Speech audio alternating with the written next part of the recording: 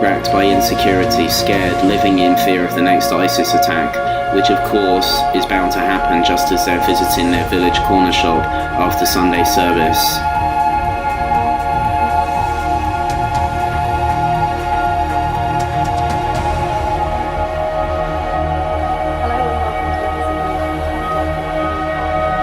Start with our breaking news from the northwest of England. Police say at least 19 people have been killed and more than 50 others injured in an explosion at Manchester Arena. They say it's been treated as a terrorist. Witnesses reported hearing a loud bang in the venue at the end of a Ariana Grande concert. The complex is above a railway station. Train services have been. When people are suffering and need help, those who seek to capitalise for their own ends will always be found close by, lurking in the shadows.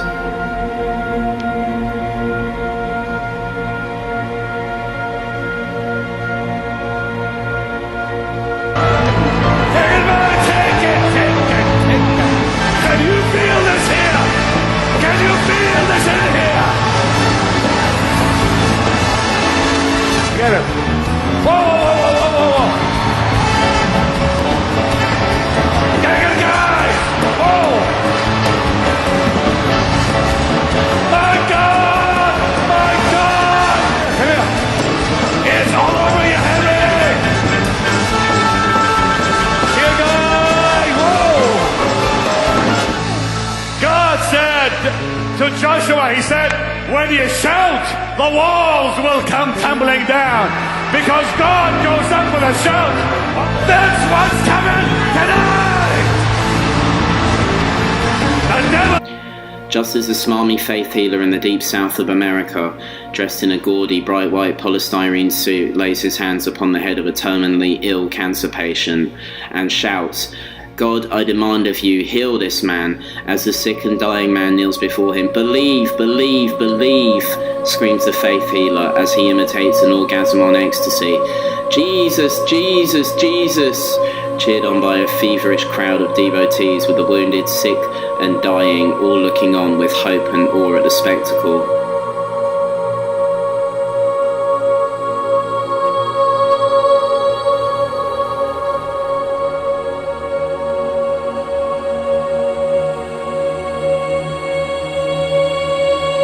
It is easy to mock such farce, but the truth is, desperate people do desperate things.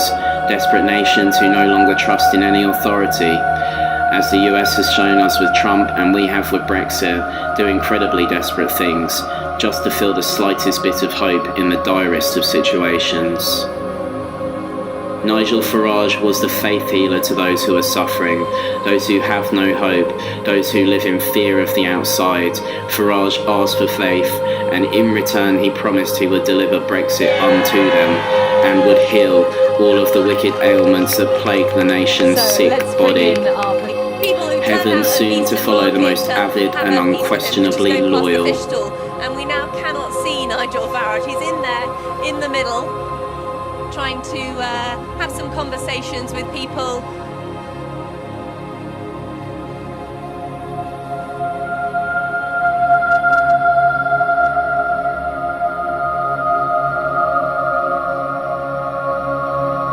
We shall defend our island, whatever the cost may be.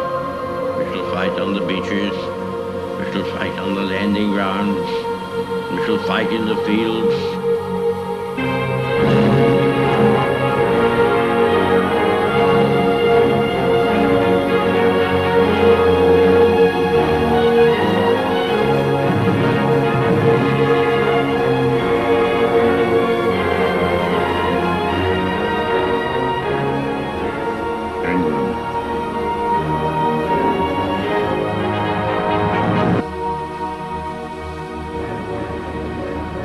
A great victory.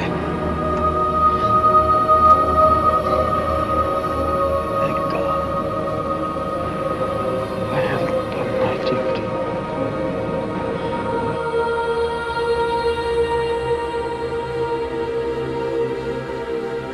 Apart from being deeply immoral, the problem is that sooner or later, reality sets in. Whether or not you choose to acknowledge it or remain in ignorance is a different story. Sooner or later, the terminal cancer patient's joy at being cured by the snake oil salesman dies, and he dies in pain, broken, frauded. For agnostics, he does not go to heaven or enjoy an afterlife of freedom and pleasure. He is gone. He is dead. He leaves the faith healer with a suitcase full of cash, the smug feeling of conning a dying man out of his life savings, and a waiting room full of fresh victims. Unless we can get to grips with reality and start treating Brexit as if it is a serious political, diplomatic event that will shape not just our future, but that of many generations to come, unless we grow up and reach the age of reason, Brexit will be terminal cancer, and our country will be the patient. And yet there was always an alternative to the Brexit fundamentalists. The left-wing Brexit campaigns were all but ignored during the referendum.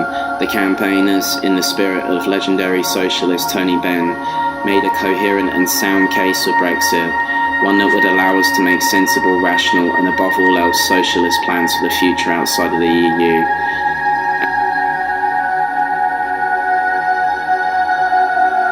And that is the real danger and failure of the right-wing Brexit fundamentalists. Their plan is more of the same, more neoliberalism, less democracy. As a result, we will all suffer, and the people who will suffer the most are the true Brexit believers. When the facade is broken and the reality must inevitably be faced, it will be the left's fault for allowing this to happen. When the promises of heaven turn into the realities of hell, it is the most burned who will scream the loudest. They will scream not at those who cause the suffering, but at those who are nearest by. It is true to say that the right-wing fundamentalists refuse to listen, again accusing us of being the non-believers, but without discussion, without debate, without respect from both sides, and without paying respect, however token to their Brexit devotions, it is impossible to imagine how bad this reality will be for the Brexit faithful when it finally sets in.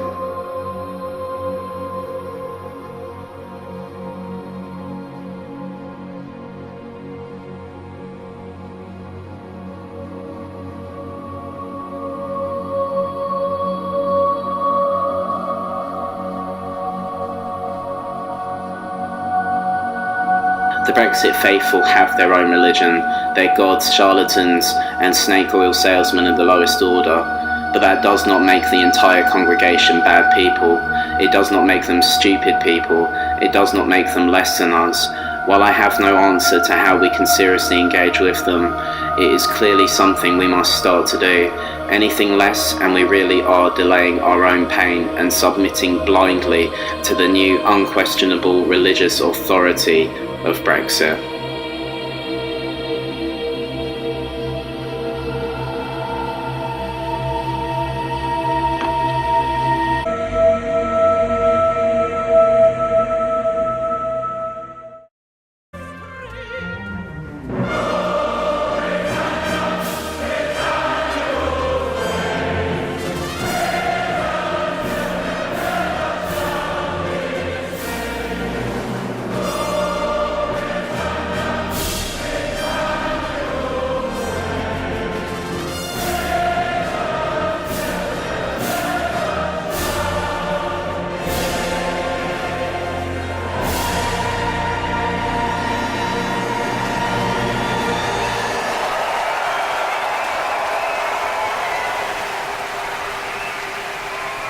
Well, remarkably enough, despite the fact that Rule Britannia has been such a fixture on the last night for so long, this has been the first time it's been heard in Arne's original version rather than arrangement by someone else.